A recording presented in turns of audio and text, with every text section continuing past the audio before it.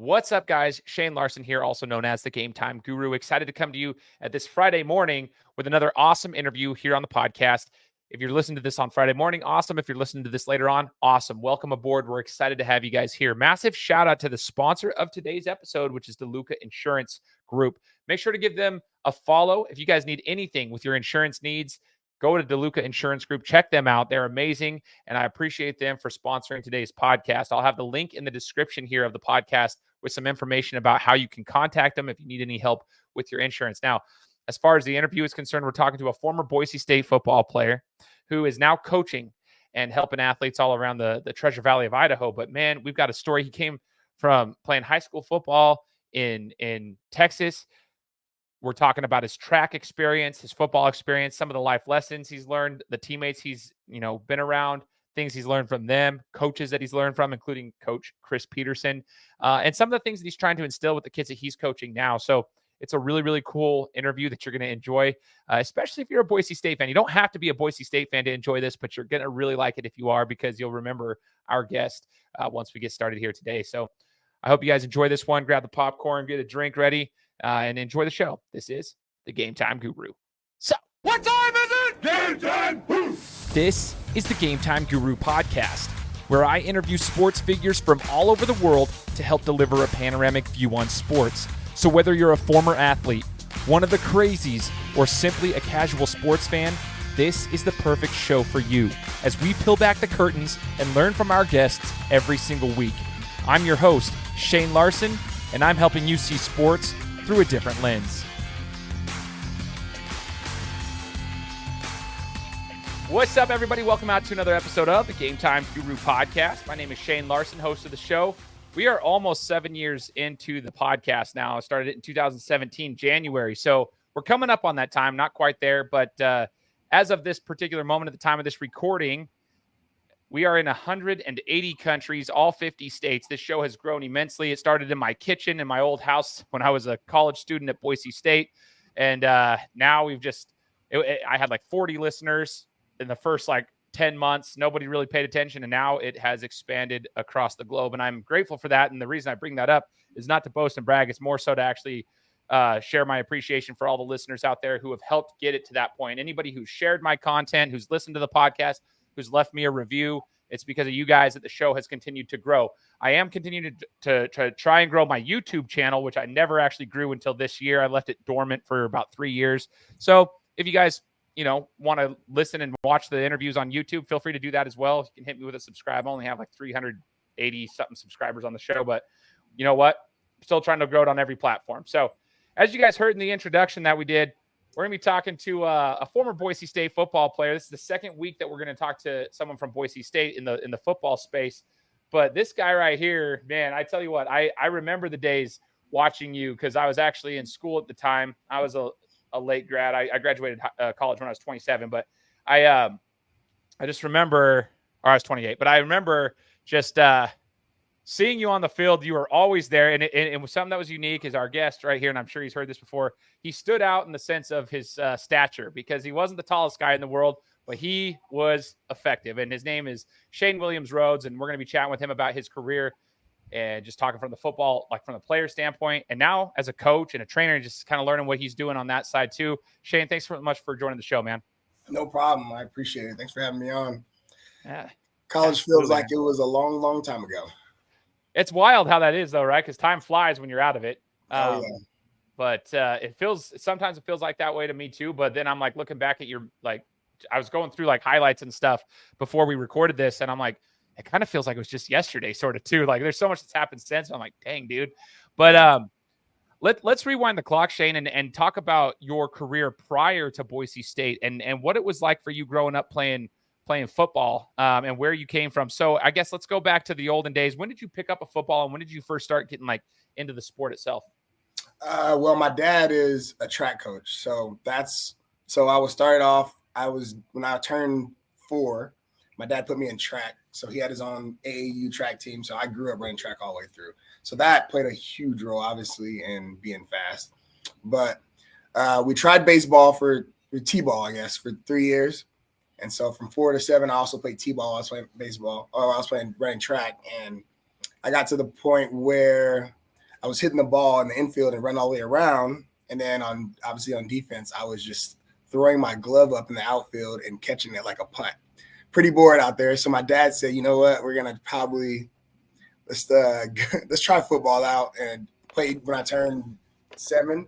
And from there, never played baseball again. It was just year round. My dad kept me. My parents would always tell me I had to do something. I never could not be doing anything. So the way it ended up falling was football would go August through December, and then I would do indoor track for my dad's AAU team in January and February. School track starts in March. Then March through May, I would do school track. May through the first week of August, because the Junior Olympics usually are the first week in August. So I would go from there, and that would end on a Friday or a Saturday. And then that Monday, I would start fall camp right in August. So I would never not be in a sport. So it was basically track for 7 months, football for 5 all year round from 7 all the way through. Wow. Okay. That's crazy. So you were always staying active though, which is good. I wanted to ask you that, like, I knew you were a track guy. I've heard you talk before. And I also want to, while we're talking, give a shout out to Jay Tust. I watch you guys when you guys are chatting together on the show. I love Jay. I just want to shout out Jay. Jay was actually on my show 5 years ago talking to him, and I just appreciate him. I've always had a mad respect for Jay, so I want to give him a shout out as well. But I've heard you talk before, Shane. I knew you were, obviously into track. I want to know, for those athletes that are out there, a lot of them focus on one sport now just because of the club aspect of things. There's a lot of kids that they'll focus on one because it is kind of demanding, like a year-round type of deal. But as a multi-sport athlete yourself, what were the benefits from track to football to track? Like, what would you say? Obviously, never having to go to that point where you were out of shape and then having to get back in shape, because if you're always in the sport, you're always kind of at least getting in shape for that sport. So that helps then. And then obviously for me, for track, I was always just working on getting faster when I was not in football, which for me, my dad always told me, like, if you're not going to be tall and you're not going to be the biggest, you have to have something that separates you. So speed was the thing that we obviously focused on, and also strength. He was real big on that too. So a lot of people, you hear people say all the time, but my wife always laughs when my mom talks about it when I'm back home, because I was that kid that every commercial, my dad made me do 25 push-ups. Before I went to bed every night, I had to run up the stairs 20 times, like at home. Like I literally had to do that. And so that was the kind of stuff that helped. And then as I got older, he was like, all right, you're going to run the stairs a certain way tonight. You may have to skip 3 stairs. So I want you exploding and doing those kind of things. And this is all in the house. And so my mom's a total tomboy. So she was all for it. So she just let him ride it out. Yo, that's crazy. So that brings up a good point, because I think the general public, probably when you were playing at Boise State, at least here in the Valley, I mean, we just assumed you were fast, right? Sometimes you're just like, oh, he's short and fast, like he always probably has been. But no, you were putting in work from a young age. You know, mom and dad were making you do the things to stay in shape, stay strong, and then obviously stay in shape all year round. Track, football. So yeah, you were putting in work. I want people to understand that when they listen to this interview, that it didn't just come naturally. You have to put in the work still to be at that speed. And that's obviously what you were known for, was your speed. But I want to talk about your high school experience first. Where did you play high school football at, Shane? Klein Collins High School in Northern Houston. Technically it's spring. So I grew up in Houston until I got through middle school. Once I got to high school. So my last 4 years that I lived in Houston, I moved to spring. So my parents wanted to get me into somewhere that would be better for me to get a scholarship. So what they did is, I actually stayed in district, but my parents, they did it the right way. So what they did is they said, okay, when you used to play Little League, what teams did we always struggle against? And then so they took that into account. Like, this is the team that you guys always kind of struggle with, because the team I played on, we obviously had a ton of speed. So what we used to do is just all the kids I ran track with on my dad's football team, we just all played on our track team. We just all played on the same football team. So we were really fast. So like I was like the 4th or 5th fastest kid on my team growing up, because we would just take our whole track team and we would just play football together. So we kind of always were around each other. And so my parents are like, well, you guys always struggle with this team because they had really big old linemen. And I played running back growing up my entire life. I never played receiver until I got to high school. So my mom and dad moved over to an area where they didn't have really good skill positions, but they had huge O linemen. I mean, I think my junior year, we had a lineman go to Texas, Dartmouth, Air Force. Like we had huge guys. I think the smallest lineman had was our center. He was 6'2". So there was big guys. And so they moved me over there basically thinking like, hey, if we go over here, we'll have a great O-line, and he plays running back. So this is an easier path, obviously, to set him up for success. So we did that. I absolutely hated it because I obviously wanted to go to school where I grew up my entire life. So that was a little struggle for me, but obviously get in there. And then the school they moved me to, my 8th grade year, that school is a brand new school. So the last 2 years, I think my 7th, 8th grade year, that school won one game, I think, on varsity. Wow. So it was like, I was like, you're taking me to a terrible school. Like, this is just, I hated it. I was pretty pissed. But obviously, hindsight, looking back, they made the right decision. But yeah, they moved me. We get there. A new coach comes in my freshman year. His first year there, they go 6-3. And then I played on the freshman team. We win district on the freshman team. And then my sophomore year, they pulled me up. I played varsity my entire sophomore year. We go 10-0. We go to the 3rd round playoffs. And then my junior year, we backdoor and go 10-0 again. And we go to 2nd round playoffs. And so I think this is the first time any school in the district went back-to-back 10-0. Obviously, this coach has only been there for 3 years. He's went 6-3 and 10-0 twice. And so obviously things start happening. I get to about my junior year in December, and Boise State starts, throwing the offers, and then Kansas State, Louisiana, Lafayette. And so all these schools are starting to come in, and me and my mom, once again, I got to tell you, she's just the old tomboy. She told me real early in the process that I don't want you to go where they want you. I want you to go where they need you. So it became a thing of, okay, I want to go somewhere that's going to offer me early. I want to go somewhere who's going to allow me to play early because they need me to play early, versus like my dad played football at Texas. So I'm a Longhorn fan, obviously, at heart. I grew up always wanting to go to Texas, but once I hit high school, I understood I am probably not going to Texas. So it was, so that was that. I got over that immediately once some offers started coming in. But yeah, so that's just kind of how it played out. And Boise State offered early. Kansas State was early. Kansas State was playing the old Darren Sproles. Basically, that was their pitch, is we'll use it like we use Darren Sproles. Pete was there. Obviously, we loved Pete. It was a cool experience. But I committed really early, like junior year in April or March. I was I think I was the 2nd kid in our class to commit, but the kid who was first ended up decommitting and going to UCLA. And so I ended up being basically the first kid in our class that committed. Oh, wow. Yeah. Wow. Okay. So you were getting those offers, and I want to know, so what was the reason you did choose Boise State? Is it because they needed you? But you said Kansas State was, they were going to use you as so Bill Snyder had just got back to Kansas State. Old Bill Snyder. So he just got back. And Pete was there, obviously. So I looked and took an account, which is really weird because I ended up going to the 2nd Fiesta Bowl. But I didn't go because of Boise State necessarily. It was just I lived in Texas, and someone that I knew had TCU tickets. So they were like, hey, do you want to go? So me and like 4 friends from high school and one of the dads drove from Texas all the way to Arizona. We went to the game. Boise State wins. So that's my experience for my freshman year. I see that. And so, or no, that's my sophomore year, actually. So I see that. I get to witness that. So then we go back home and all this starts happening and the offers start coming in. I'm like, oh, well, Boise State just won a Fiesta Bowl. And then they won the other one against Oklahoma a few years back. So it's like they're winning. So that obviously played a huge role because Kansas State they both were saying you're going to play your first year. I actually remember Robert Prince, who's now the receivers coach for the Cowboys. He said, you're going to play unless you get hurt.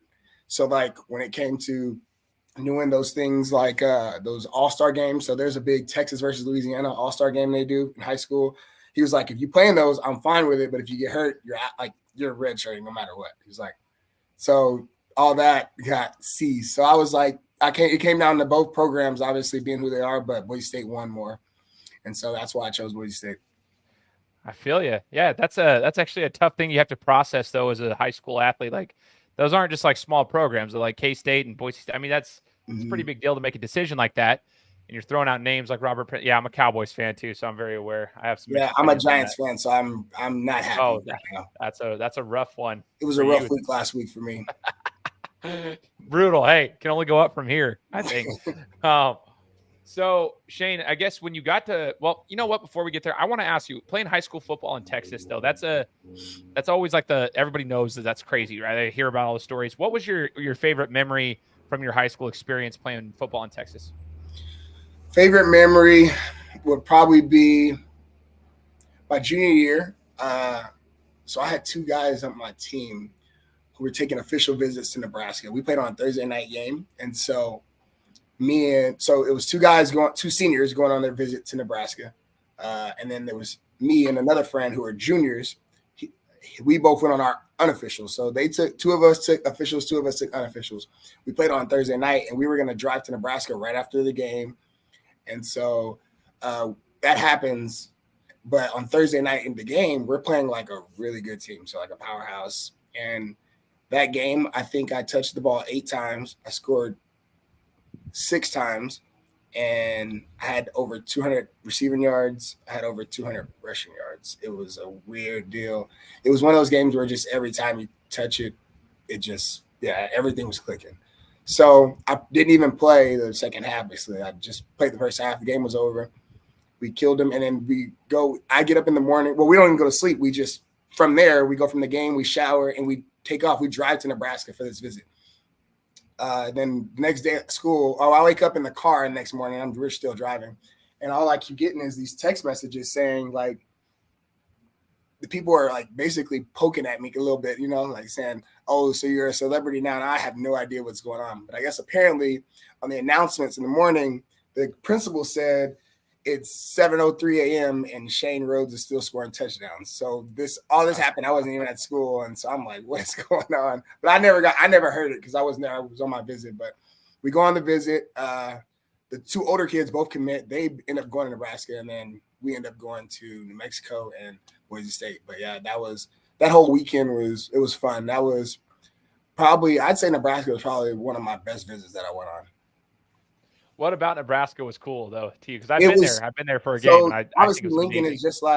is just like kind of how Boise is. Like that's the only thing in town. And as far as like game day experiences, it was just crazy.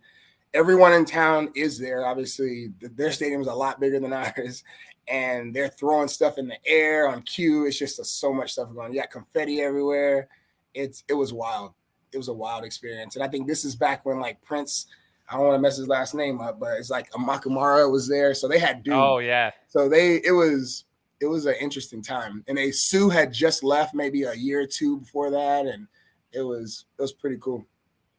Yeah, dude. So the reason I even brought that up is I actually mentioned this about 3 weeks ago on my show. I was talking about Nebraska.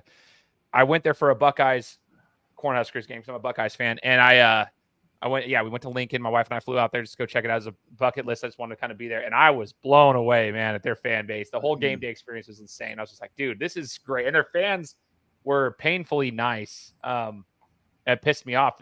You couldn't really chirp at them as a fan because they were too nice to you. They're like, "Oh, welcome to the game. You guys are playing so great." And I'm like, dude, I really just want to rub this in your face. But they were just great. Yeah, 90,000 plus. And the majority of them actually stayed until the end of the game when Ohio State was beating the living piss out of them by it was like 48-7 at one point. And they're still there. I was like, dude, this is cool, man. They're a good fan base. So that's awesome, man. So Shane, as you got into college though, I want to talk about that first, like you're playing at a high level in high school. You're playing with some stellar athletes. So obviously you know what high level football is, but when you get into college, there's always a transition phase, regardless of what level of college you go to, whether it's the academic side of things, if it's the athletic side of things. I like to talk to the athletes on this show. Like Tyler Crow was talking about just like how much work there is, like the schedule. You have to get the schedule down. That was something for him that he had to realize, like school, study hall, practice, school, study hall, practice. Like, I'm just curious, what was the biggest transition for you getting into college? Believe it or not, it wasn't the schedule of, okay, football just ended. Now we have workouts, the off-season workouts, and you're doing this and you're going to school football. Because like I said, I was already used to year round having a schedule like that where I went to school. When I get out of school, I got to go to track practice. When I go to track practice, I come home. And then once track season's over, you roll into the next track season because it goes from school track to AAU and then from AAU to football and that stuff, because I was always busy and always just moving around and doing stuff like that. That wasn't the biggest shock. For me, it was the freaking playbook. It was wild. That was the biggest transition because obviously you go in and it's all the shifts and motions, and I come from a much different, where in my high school, we weren't doing any shifts. We were motioning, but we weren't shifting. So now you got shifts added in there. And so I remember my freshman year, we opened up with Michigan State, and it was just, I was struggling with this they were throwing the whole thing at me because they already said, like, it's not like how if you do good in camp. Like when I got there, I was like, all right, you're not redshirting, so you need another playbook. And so that fall camp, when I got there, that was probably one of the hardest 28 days of my life, that fall camp. Oh, like, so why was it though? Like, was it the playbook? Is a mental? So I remember I had obviously a different girlfriend other than my wife right now, but it was like you leave for college, and my girlfriend went to Texas at the time, and so I go to Boise State. But it was just like you wake up, you go to a meeting, you go to breakfast, you go to meetings, you go to practice. After that, you get like an hour and a half break. Some people slept, some people got treatment, some people got in the playbook. That's over, back to meetings. Boom, we had an activity, a team activity. After team activity, we go back to practice for the 2-a-day. After the 2-a-day, we go eat. Then we got meetings again, and it was like a 6 a.m. start, 10 a.m. finish, and lights out at 11. And like for the freshmen, you're in this dorm, and they're bed checking and all this going on. So it's like a lot going on. So you don't really have much time to really jump into the playbook unless you choose not to go home and talk to your parents, talk to your girlfriend. So like it's some priorities are having to be picked at this point. So you go from talking to people every day and every night to a point where, and people, you probably heard this before, you don't know what day of the week it is because every day is the same. It doesn't matter if it's Sunday or Tuesday, your schedules are the same. So it's not like on Sunday you get released early. It's it. Like you during your break time, and what they used to do is, because we always had like the hour and a half break or whatever, where you could go to sleep or do whatever you want to do. They put that in the morning on Sundays, just so if you want to go to church, you can go to church, but it's not going to change our day. We still got the same stuff we're doing every day. So you had the option to still do those things, but it was tied into your busy day still. So it was crazy. And so so Prince was the OC at that time, and he was my receivers coach. So he was the one that told me I wasn't redshirting. And so what he did is he just said, all right, what we're going to do, you don't have to know the whole playbook. You obviously need to learn it, but every week you're going to go into the game.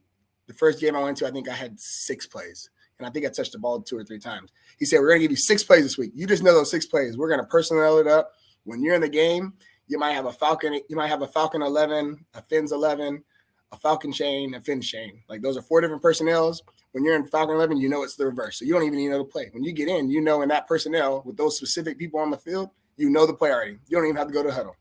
When you get in Falcon chain, you got 2 plays. So there's only 2 options. So you just learn your plays that way. And then first game, it was like, it had 6 plays. And then the next game, he gave me 8. And so that way, he grew it that way. Instead of me having to know everything, it was like, when we need you, we just put you in. You know, so by the end of the year, I probably had about 16 plays going into a game. So it was a lot easier. And so doing it that way allowed me to learn the stuff then. So then when I came back the next year, I was fine. Once I got to the springtime, I played a whole season just knowing what I needed to know and then being able to learn the playbook outside of that instead of having to know it all going into the game. That helped a lot, having all those personnel groups. That is so cool to hear you say that, because I've talked to some guys that even like ex-NFL quarterbacks like Brad Johnson and Cody Pickett, obviously local guy, and some of these guys that have talked about the playbooks, like that's a big deal. So like, I'm curious if you were to tell, or maybe you do this for your athletes, like if the ones that want to play at the next level, do you have advice for them on how to actually learn the playbook? Like, is it to do exactly what you said, like learn it little bits and pieces at a time, learn certain formations, just learn it like 4 at a time? And my biggest mistake I made when I got in was only learning my position. And my biggest thing is to tell kids, learn it as a concept, not as a person. Because if you learn it as a person, you now are not able to provide help at any other position. So if you play the X and we need you at the Z and you don't know what the Z does, you don't know what the X does, you're not going to play. But if you know what everyone does and you grasp every play as a concept, then now you can be moved anywhere. So my freshman year, I couldn't do that because I only knew what I had to do on my plays. But as we obviously got into it, it changed. So I was able to move around and play outside and play inside because I knew what everyone did. And I remember my freshman year, after about week 2 or 3, Matt Miller, who was a sophomore at the time, but he was a freshman All-American the year before I got there, he would take me out to the field, just me and him, and he would do a walkthrough with me. So Prince started doing that with me, and then it turned into me and Matt just going out, and Matt would have every play that I would be in my freshman year. He would say, all right, it's Finn's 11, it's this play, blah, blah, blah. And then I would get 3 seconds to line up, and then he would say down set hut, and I have to go through my assignment basically. So run the play as if everyone's out on the field with me. So basically I have to process it really fast, go through and walk through it that way. And so he used to do that with me. And so from there, people don't understand how smart and how crazy Matt is. Matt is the guy. And that's him doing that with me as him being a true sophomore, me and being a true freshman. That's actually pretty cool. I always kind of like anytime I'd hear him speak, but like I actually met Matt briefly at the athletic leadership conference in June over at Boise State. And he's introducing Coach Pete as the keynote speaker. Anyway, I could tell by the way he conducts himself. I'm like, yeah, that's a smart guy. There's a reason that he's in the coaching sphere and knows what he's doing. But that's crazy. Real quick, can you remember a play, like a full play call from your freshman year that probably you wouldn't get in trouble for saying out loud right now because it's the different playbook? Jeez. No, a full one, probably not. But they did a lot of times start just basically putting nicknames on stuff. So they'd give you so when we played Wazoo, we'd have a name of a play. The name of the play would be Palouse, and that would take the play being from 9 words to 1 word. And you just knew that on that play. It was a trick play. So it's a trick play. We're going against Washington State, we'll call it Palouse. Or trick play against Oregon State, we'll call it Beaver and stuff like that, just to condense how long the plays were. It's pretty crazy. Yeah. So this is why I just want people to know that athletes are not dumb jocks. They have to figure this stuff out. Yeah, There's a lot of things that you have to do. My wife says that all the time. We watch Hard Knocks and stuff, and she's like, wait, that's a play? I'm like, yeah, it's not easy. You got to learn all this stuff. And half of it for your position might not mean anything, but it's a full play, and you got to be locked in while you're tired and all this. Obviously, the bullets are just flying, and you got to be able to comprehend. Oh, dude. Okay. So you just kind of transitioned without even realizing it to the next point of dude, I'm so glad you said it because you initially mentioned something about Michigan State and then you got to play in some big games, Shane, like during your tenure at Boise State, some pretty big ones, big venues. Even at Boise State, you had some big games there. So last night, which at the time of this recording, we're recording on a Friday at the basketball practice I was coaching, I was trying to tell the athletes about we were running a drill and the balls were flying everywhere, and it was starting to get chaotic. At the beginning of the drill, it was fine. Then once you start going, the pressure's on because you have to hit a certain amount of shots in a certain amount of time. Balls are flying everywhere. Guys are tired, so they're not actually focusing on what they should be focusing on. And I was explaining to them, that's part of the drill too. Without you realizing that it's part of the drill, the chaos. And you just mentioned bullets flying, right? It's it's the chaos. How do you regather yourself, regroup, I should say, and gather yourself, and then be able to focus and execute at a high level. And it's the faster you get to being able to gather yourself, the better and more effective you're going to be on the court. So for you being in some of those big games, what was a time that you can, maybe discuss where it felt like that? There was a lot going on. You have to listen to the play, the crowd's cheering, maybe the momentum has shifted. Was there an experience in college that you can remember that happened and how you dealt with that? I think the only one that can really just come to mind is San Diego State 2014. Or is that? Yeah, it's 2014. Down 20-0. It's coldest game ever on the blue. What's it 7 degrees? It's 8 degrees. I was there, man. 8 degrees. They said with the wind chill, we're in the negatives. And we're just guys are arguing on the sideline. We're down 20-0. We're trying to crawl back into the game. We're going to halftime, I believe it was 20-0. So that was probably one of those where it's everyone's just trying to do, too much, but we're not just dialed in and doing what we're supposed to do. Instead of doing your job, people are doing other people's jobs. And obviously we end up getting locked in. We go to halftime, we come out. I think we won the game I want to say 20-37. So somehow we scored 37 points unanswered. Or it's pretty close to that. But yeah, we ended up winning that game. But that was one of those games where it's you got to lock in. It's a lot going on. We're tired. We're cold. That was the basic. We're cold. We're tired. But we just had to get locked in. But what I think prepared us the most for it is when we do mat drills and stuff like that, so in the off season, we do drills where they make us think in the middle of a drill. And if you do it wrong, you have to redo it. And you just have to keep redoing it until you get it right. And so in those drills, you have to think. It's not just like you're going to do this, go ahead. And then at the beginning of the drill, each group that goes, it's going to be different for us. So you have to pay attention. So doing those things allows you to now cognitively think, and you obviously are tired because you're going back to back to back, and just repping it. It basically gets your mind into condition of, all right, we got to be able to think while we're tired. And so I like it. When I work with obviously the kids now at the high school I coach at, I try to incorporate that kind of stuff. And you can see it. Some guys, when they get tired, they're out. And it transitions on the field. Like some of the same guys, when it's now third and fourth quarter, they now are just not going to the right spots because they're tired. And so, or they're not even looking over to the sideline and getting calls because they're tired and they're too busy focused on the next thing. They're not even getting the call. So now you don't know where you're supposed to go because you don't even know the play. So those kind of things. So training and, basically getting your mind in shape to do those things, that's the best thing you can do with them.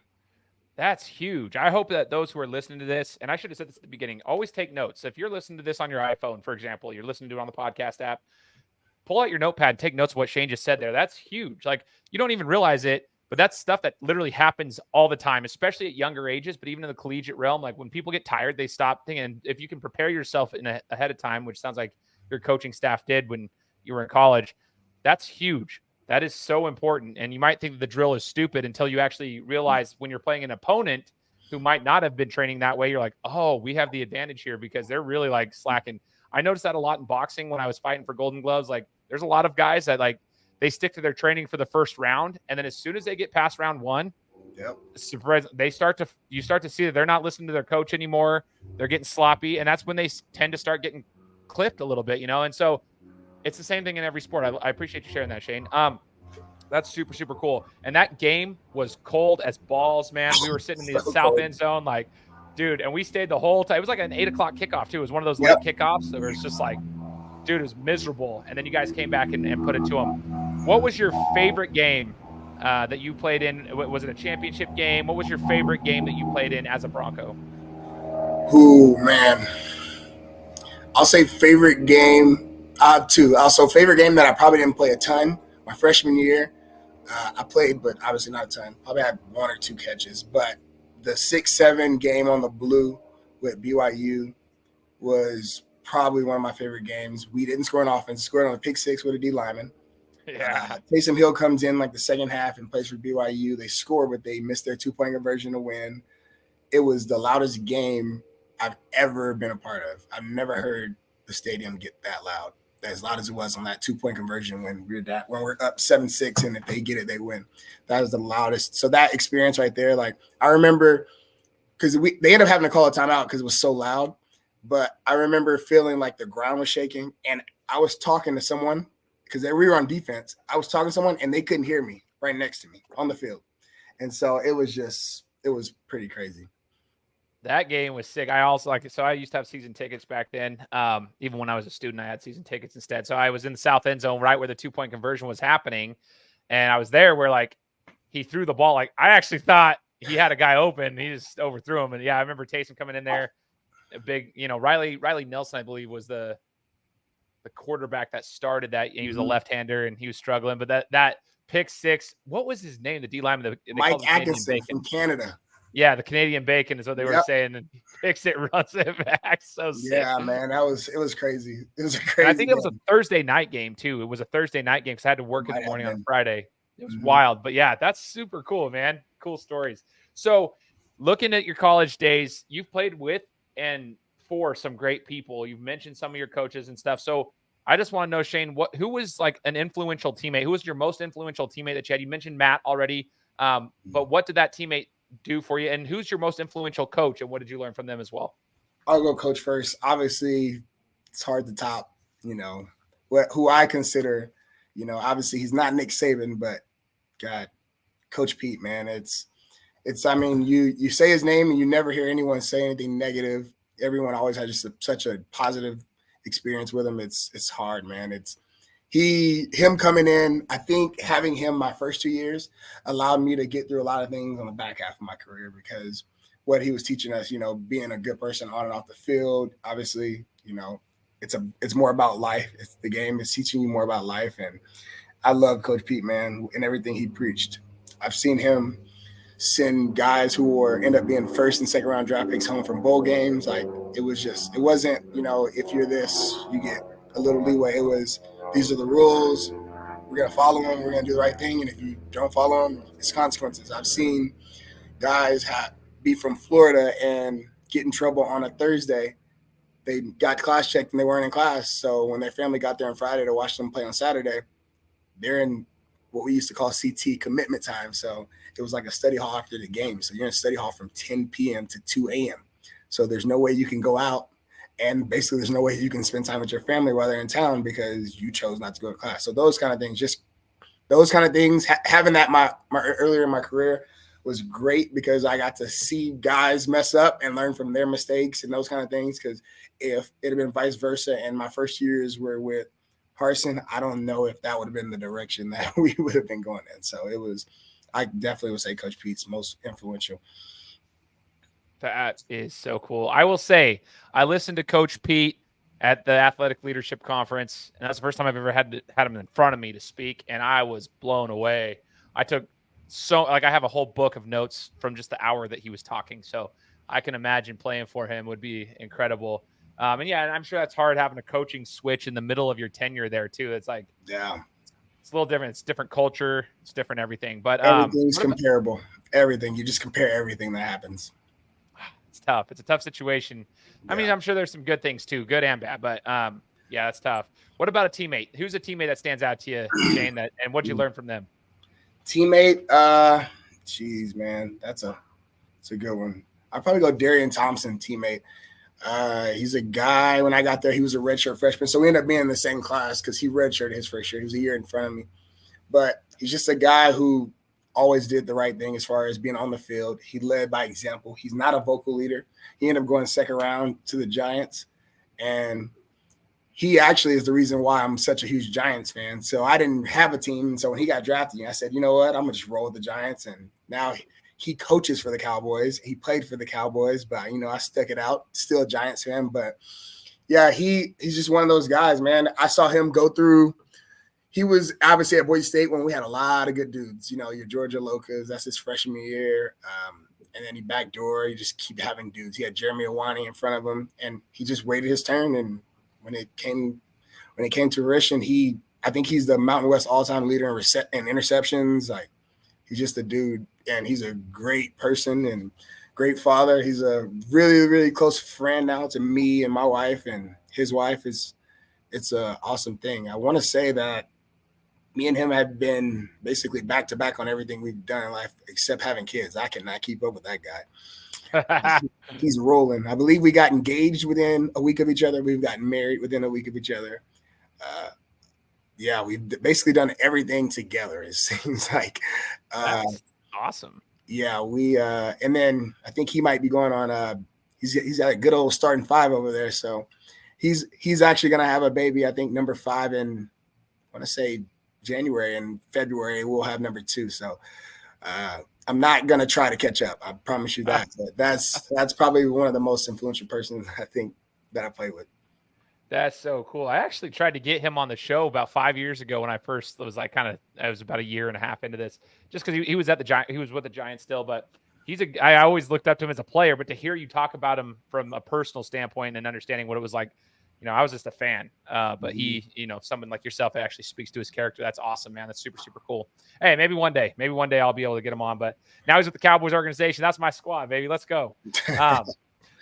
So Shane, as you transitioned from college to the next step of life, I am curious, like, what were your goals? Did you have aspirations to like play at the next level? And if not, like, what was the transition like out of college to the next step of life for you? So I had aspirations. Obviously I did it. I went and played a year in CFL, but where things got tough is while training for Pro Day. I think Pro Day was in April. In last week of February, I pulled my hamstring. So I used the last 6 weeks before pro day rehabbing instead of training. And so get to pro day and everything I wanted to do, I missed by literally one, like 0.1, however it be 1 inch. Like I wanted to run a 4.39. So I wanted to break 4.4. I ran a 4.40. I wanted to jump 10 feet in the broad jump. I jumped 9.11. I wanted to jump 40-inch vertical. I jumped 38 and a half. So everything was just right under where I wanted to be. So that kind of sucked, obviously. So then I signed with Canada, and in Canada you start in like May. So I was in Toronto going. I was there for about a month and a half, and then boom, pull the hammy again. So same hammy, and it's just like it's one of those muscle things. And still to this day, I have a problem with my hammy. If I run in a straight line really fast for about 30-40 yards, I can typically start feeling it pull a little bit. So yeah, that was the thing. I was like, and I was just at the point where I was like, I gotta go find a job. It's time to go work. So yeah, I probably had about 2 days where I was in Canada, and I was like, all right, what am I gonna do? Am I gonna stay? Am I gonna keep trying? I was like, screw it, I'll go get a job. So I had my 2 days of sulking. I know a lot of people go through a tough time in that transition, trying to figure out if they should still play and keep trying. But I was like, on to the next thing. So I went back to school, finished my degree, which I think I had a semester still. So I went back, did that, got a job, and from there just got it rolling. It was an interesting phase. I think my parents, because of how fast I went through that transition, they were a little like, are you sure? Like, sure, it's been a long time I've been doing this. You're just done? I'm like, yeah, I'm done. So did you still have love for the game, or were you kind of at a point, I don't know how the last part of your college career, but I've talked to athletes before where they kind of like just feel like, okay, well, I'm happy with what I've done. I'm content with what I've accomplished. I think towards the end of being at BSU, it was kind of like, all right, man, some things aren't the same, because obviously earlier in my career, I was more involved in the offense. It was more of obviously, and it just kind of fizzled out with the new staff and, people leaving, and just, things were getting a little rough there. So I think once all that stuff started happening, I think psychologically I was just out of it. I was just like, yeah, let's move on. Let's start adulting. Yeah, start adulting. I got you, brother. Yeah. I got you. Hey, so the coaching aspect, now you're coaching, not only just training, but you're coaching at the high school level. And I wanted to ask you that, Shane, as a coach myself, but just club basketball, but it's a different capacity of coaching. But I've learned a lot in the last 3 years of coaching compared to when I was playing. There's a little bit of a different skill set that's required, but I'm curious to ask, I want to know how your coaching experience is going and what you have found to be like the best part of it. Obviously the rewarding part is obviously when things click to the kids, and you can see it on their faces, because they look confused a lot of the time. But what I've learned is I think I said this, me and Jay talked about it on the podcast this week, but like I heard this a long time ago, and it just always sticks with me. And it's Peyton Manning, actually. He says, teach me like I'm a third grader. And he says this to Tony Dungy, in the league. I want you to break everything down in simplest terms so that you don't assume I know something that I don't know. So my first year coaching at the actual high school level, I feel like we didn't break it down in simplest terms. And so we assume kids know things that kids don't know. So now you're telling kids to do something and they have no idea what that is. So they're just going to run to a spot. So now, obviously, being in year 3, it's like, okay, I have to explain to them, I want you to be here in the flats. You just tell them to go to the flats and then sink. But if I don't know what the flats is, I can't get to the flats, right? So saying, like, this is where the flats is. This is what it is. And now I want you to go to the flats, and then I want you to sink. This is what sinking is. And doing those kind of things, just being more detailed. And that goes back to the Pete days, because they were huge on details. Like, Coach Pete's thing wasn't, do you know what route you have on this play? Because you obviously should know what route you have. You got to catch the ball. It was, do you know your alignment? I want you 2 yards outside the hash on this play. And then on this play, I want you 4 yards outside the hash, because that space is going to create this window and make it bigger. I want you -2 of the hash, +2, minus numbers, top of numbers, bottom numbers, all those. So those kind of details is just alignment wise. We can go out there running the same play, but if we're not aligned correctly, if we're 2 feet further out, that's a farther ball for the quarterback. So those kind of things and being detailed, I think that has been the biggest thing with coaching. Oh, that is cool, man. So you're taking stuff that you've learned from your coaches, putting it over there. And I will say, Coach Pete, that's one of the things he talked about. It's cool to hear a player who actually experienced that firsthand, like this, the details. He did talk about that from an athletic leadership standpoint. And I was just like, man, it's crazy. The little things that he talked about, compounded interest, when you do the right things over a period of time, the compound interest of that as compared to doing it just a little bit off over a period of time can cause a huge problem. So that's awesome, man. So Shane, talk to us about the training academy and everything on that side of things with Rare and whatever else you guys are doing. I want to know more about that side of your training. So training wise, it's obviously position specific. So everyone who trains. It's a lot of us that do it. We got Armand Nance, we got Kyle Cron, you have Joel, you have Just, you have Tamir Hill. So everyone who plays at specific positions. So like me, obviously I don't need to be out there training O-linemen. I don't have that experience. I don't have that knowledge. So, we have O-line guys who do that. And so it's just basically a way for kids to work on their game. Obviously in an O-line, D-line, it's kind of hard to just work on O-line, D-line training with your parents probably at home. It's not really something that would be a little easy to teach, So it's a way they can go out, they're getting work. And the good thing is, I know Armand, he played D-line at Boise State. So when he trains the D-linemen, typically he'll go and give them a look at O-line so they can see how to look in a game setting, because obviously he'll probably be the best O-line they face all year. So just being able to teach them those things and getting really deep into the details on how to do certain things, because as a high school coach, you aren't able to teach that detailed as far as you can tell a kid, all right, you're playing D and your job is to hold the edge, and you can do individual drills, but you can't break down the individual drills to another T and get real detailed on how you can do holding that edge even better. And, different ways to do it. And so that's where the training comes in, is diving deep into it. So for me, we're working on releases, we're working on routes, we're working on obviously hand-eye coordination. But then people think it's just, you're running a route. If you're running a comeback route, right? You're just teaching them how to run a route. Well, running a comeback route out of man is different than running a comeback route out of cover 3.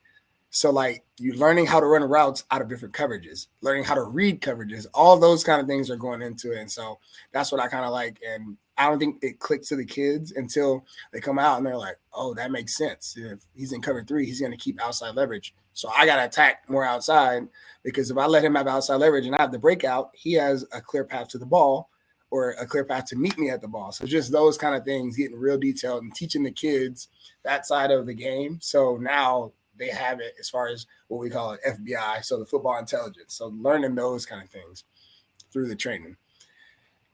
So if an athlete, are you guys taking more clients right now, as far as athletes coming into your training program, or no? Yeah.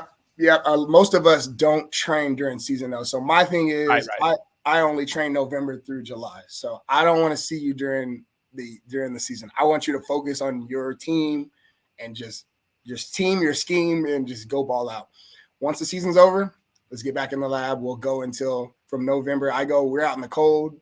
I'm outside every week. We're out there training from November all the way to July. Let's go. So how can I just want you to be able to share it with the listeners here. How can they get a hold of you guys for those who may be interested in utilizing those services? Feel free to reach out at Rare Academy, Idaho, or feel free to DM me either way. We'll get you in touch with the right people. Sweet. So I'm going to put your guys' social accounts here on the description as well so that people can find you. I'd encourage that. Those who listen know I'm pretty involved in the high school athletic space, and even here in Idaho, I know we got listeners all around the world, but in Idaho, in the Treasure Valley area, I got a lot of people who are listening. Maybe you might not have known about what they're doing. I'm not sure how you wouldn't, but if you haven't, then hit them up. I'll put that here in the description. So last question I got for you, Shane, as we wrap things up, man, I've learned a ton from your interview, by the way. It's super cool. What's the biggest life lesson that football has taught you in all the years that you've been competing since the time you were 7 years old all the way through? Man, the biggest lesson? So many. I think, well, there's a few, obviously. First one I would say is the communication aspect. You hear a lot playing basketball and playing football that if kids communicate, then the people who don't know what's going on now know what's going on, right? So it helps us, the people next to us. Obviously, in a marriage, communication helps things. If you're communicating and this person knows what's going on, you're not assuming things are happening that aren't supposed to happen or are supposed to happen. So the communication side of things, which we drill to these kids all the time to communicate, be loud, obviously, right? Have conviction in that communication, so that. And then the other one is just, I say, doing the little things right, doing the big things easy. That's my other thing. I appreciate that. Again, if you guys are listening to this, make sure you're taking notes. Rewind that and listen to what he just said again. Super, super cool. Shane, I appreciate you, man. I know it's been a long time coming. I had to hit you up this week, and you were willing to jump on really quick with me and get this interview done. And I'm super grateful for it, because people will listen to this at the time that it launches, and months later, they'll come through, they'll find it, they'll listen, and it's going to be impactful for a lot of people. So for all those who are out there, I appreciate you guys tuning in. We appreciate Shane tuning in. And just as a reminder, hit that subscribe button so you guys can listen to the interviews coming forward, because we'll be coming to you next week with another one. Take care. Guys, thanks so much for listening to another episode of my show. Now, if you could go and do me a favor, head over to iTunes, give me 5 stars, and leave me a review, it would be greatly appreciated. Thanks, guys. Appreciate your support.